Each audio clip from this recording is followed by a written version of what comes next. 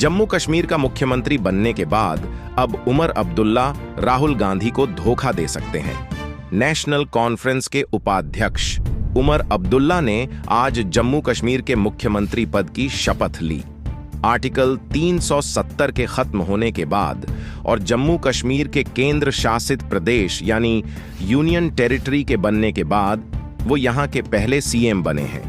बता दें कि नेशनल कॉन्फ्रेंस ने कांग्रेस के साथ मिलकर विधानसभा चुनाव यहां से लड़ने का फैसला किया था। हालांकि अब जब उनकी सरकार बनी है तो वह इतनी आत्मनिर्भर है कि उन्हें कांग्रेस की जरूरत ही नहीं है। उमर सरकार ने कांग्रेस को मंत्री पद भी नसीब नहीं होने दिया है। ऐसे में कयास लगाए जा रहे हैं कि उमर अब्दुल्ला कांग्रेस को अब धोखा ही दे सकते हैं। इसका एक असर यह भी हो सकता है कि उमर अब्दुल्ला अब चाहे तो केंद्र सरकार और पीएम मोदी के साथ नजदीकियां बढ़ा सकते हैं और उनसे दोस्ती भी बढ़ा सकते हैं। क्या है पूरा मामला जानने के लिए इस वीडियो को अंत तक जरूर देखें। नमस्कार, मेरा नाम है वैभव। आप देख रहे हैं जी स्विच। उमर अब्दुल्ला ने आज अब सीएम पद की शपथ ली तो उनके सामने लोकसभा के नेता प्रतिपक्ष राहुल गांधी, कांग्रेस महासचिव प्रियंका गांधी और सपा अध्यक्ष अखिलेश यादव सामने मौजूद थे। जमावड़ा तो ऐसा ही था जैसे इंडिया गठबंधन की जीत का जश्न मनाया जा रहा हो। हालांकि अगर विधानसभा चुनाव के नतीजों को देखें और आंकड़ों को देखें तो पता चलेगा कि इसमें कांग्रेस और इंडिया गठबंधन की कोई भूमिका ही नहीं थी। जम्मू कश्मीर की 90 विधानसभा सीटों में बहुमत का आंकड़ा 46 यानी 46 का है। जब चुनाव के नतीजे आए तो सबसे ज्यादा नेशनल कॉन्फ्रेंस ने यानी 42 सीटें जीती। वहीं उनकी जो साथी पार्टी कांग्रेस थी वो 6 सीटों पर सिमट कर रह गई। यह मैथमेटिक्स अब ऐसी बैठी है कि 4 निर्दल भी उमर अब्दुल्ला के साथ आ गए हैं और अब इसी के साथ नेशनल कॉन्फ्रेंस ने 46 का मैजिकल आंकड़ा अकेले ही प्राप्त कर लिया है।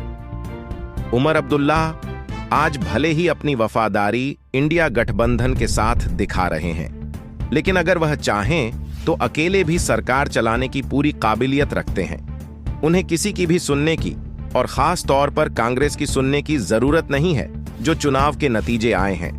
राहुल गांधी भी अपनी पार्टी की इस खराब परफॉर्मेंस से बेहद शर्मिंदा थे और यही वजह रही कि उन्होंने आज उमर सरकार में अपने किसी भी नेता को मंत्री बनाने का प्रेशर नहीं डाला और कहा गया कि वह बाहर से ही अपना समर्थन देना जारी रखेंगे।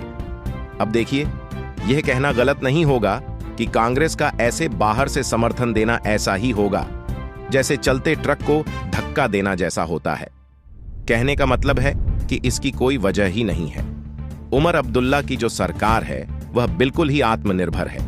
उसे किसी के सपोर्ट की जरूरत नहीं है। राहुल गांधी सोच रहे थे कि जम्मू कश्मीर में सरकार बनाने के बाद पीएम मोदी को बैकफुट पर भेज देंगे, लेकिन उनका खुद का प्रदर्शन इतना खराब रहा है कि वह चुप रहने पर ममूर हैं। अब गौर करने वाली बात यह भी है कि जिस तीखे तेवर के साथ उमर अब्दुल्ला ने चुनावी कैंपेन की शुरुआत की थी और राहुल गांधी के साथ कैंपेनिंग कर रहे थे, वह अब चुनाव के बाद काफी शांत हो गए हैं और सीएम बनने के बाद उनके तेवर भी काफी बदल गए हैं।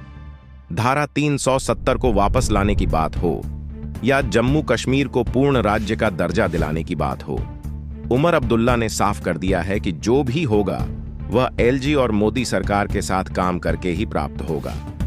उमर अब्दुल्ला के बयान सुनने के बाद अब ऐसा लगता है मानो उनके लिए कांग्रेस प्राथमिकता नहीं रही है और मोदी ने ज्यादा प्रेफरेंस ले ली है। वह कह चुके हैं कि हम धारा 370 को लेकर शांत नहीं रहेंगे। धारा 370 हमारे लिए बड़ा मुद्दा है, लेकिन हम इसको लेकर ज्यादा बवाल भी नहीं मचाएंगे। 370 हमसे लिया कि हम उन्हीं से वापस हासिल करेंगे। वह बेवकूफी है, वह लोगों को धोखा देने के बराबर है। हम लोगों तो धोखा देने के लिए तैयार नहीं है, लेकिन इस मुद्दे को हम जिंदा रखेंगे। इस पर हम बात करते रहेंगे और यह उम्मीद करेंगे कि आज नहीं तो कल मुल्क में हुकूमत बदलेगी। राहुल गांधी और उमर अब्दुल्ला के सुर तो एक है, लेकिन अप्रोच काफ अलग है। हालांकि समझने वाली बात यह भी है कि अगर आगे जाकर उमर अब्दुल्ला के विचार बदलते हैं और वह बीजेपी के साथ मिलकर काम करने की सोचते हैं तो कांग्रेस इसको लेकर कुछ भी नहीं बिगाड़ पाएगी। कांग्रेस बौखला सकती है, चिल्ला सकती है और गठबंधन से बाहर जाने की धमकी भी दे सकती है। हालांकि इससे कुछ होगा नहीं। अंत में जो चुनावी गणित है, जो मैथमेटिक्स है, वही अब्दुल्ला के फेवर में है और वो उनकी सरकार बचा के भी रखेगी। उमर अब्दुल्ला के बयान बता रहे हैं कि वह मोदी के खिलाफ नहीं, बल्कि मोदी के साथ तालमेल बनाकर काम करने की नीयत रख रहे हैं। वो शायद दिल्ली का हाल समझ चुके हैं।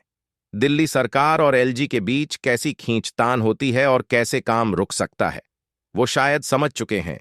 सीएम का कामकाज वो संभालना चाहते हैं और बिना किसी हसल के संभालना चाहते हैं। इस प्रक्रिया में कुछ ऐसे भी फैसले हो सकते हैं जो कांग्रेस को पसंद नहीं आएंगे। हालांकि उमर अब्दुल्ला की आत्मनिर्भर सरकार बिना किसी के दबाव के फैसले ले सकती है और चाहे तो कांग्रेस को धोखा भी दे सकती है। जम्मू कश्मीर में बनी इस नई सरकार को लेकर आपकी क्या राय है, यह हमें नीचे कमेंट से बताएं। मेरा नाम है वैभव। देखते रहिए जी।